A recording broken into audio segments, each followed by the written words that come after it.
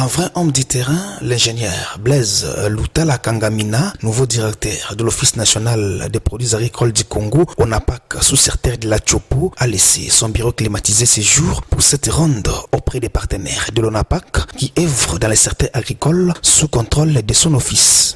La dite ronde a alors débuté à l'entrepôt de M. Pablo, l'un des détenteurs d'un dépôt du café sur l'avenue derrière les dépôts communément appelés Makayabo. Ici, le constat est amer, le café est mal stocké et à même le sol, constate le directeur provincial de l'ONAPAC après avoir vérifié tous ses documents et avant de lui faire certaines recommandations sur l'entreposage du café.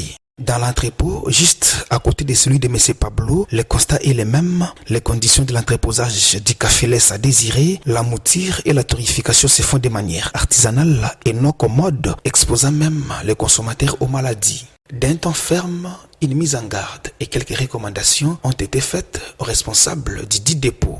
Après les deux dépôts, l'équipe de l'ONAPAC Chopo s'est dirigée au marché central de Kisangani. Ici, il était question d'encourager les vendeuses et vendeurs du café et leur prodiguer quelques conseils sur la bonne conservation du café et leur informer de l'acquisition par l'ONAPAC sous certains de la Chopo des machines modernes sous le leadership agissant de la directrice générale des sous-offices, Madame Mimi Monga, dans le but de permettre à la population chopolaise de consommer les cafés propres.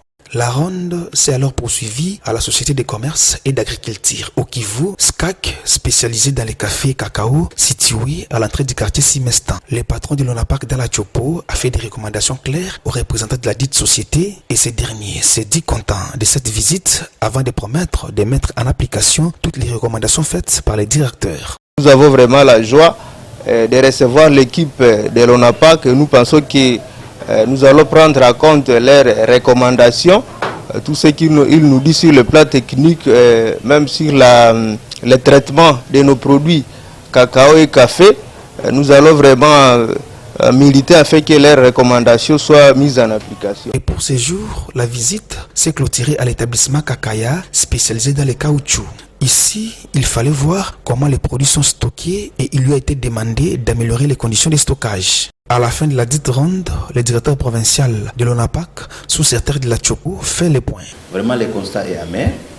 On a constaté sur le terrain qu'on est en train d'exposer la vie de la population de la Chopo. La manière dont le café est en train d'être usiné, on a vu des torréfacteurs, non.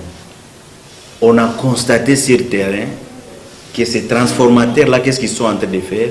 Ils prennent le café, ils mélangent ça avec la poudre de maïs, ils mélangent ça des fois avec le soja, des fois même ils prennent les habits, s'il vous plaît. Les habits déchirés, ils mélangent ça avec le café. C'est ça, c'est que la population de la Chopo consomme. Donc vous constatez que la population est en danger.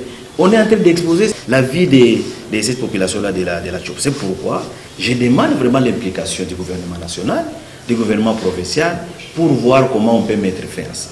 Occasion faisant les larrons, l'ingénieur Blaise Loutala a salué la volonté manifeste de la directrice générale de l'ONAPAC, celle de transformer cet office en travaillant derrière la vision du chef de l'État, Félix Tshisekedi, à doter l'ONAPAC sous secrétaire de la Chopo des machines modernes.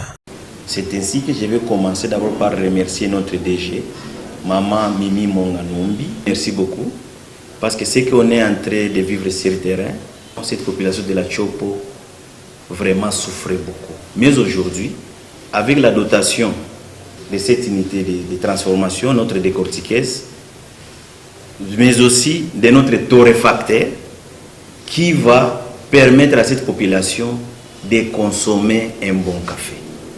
Parce que le café qui est consommé localement ici, je vous dis, cette population-là est en danger.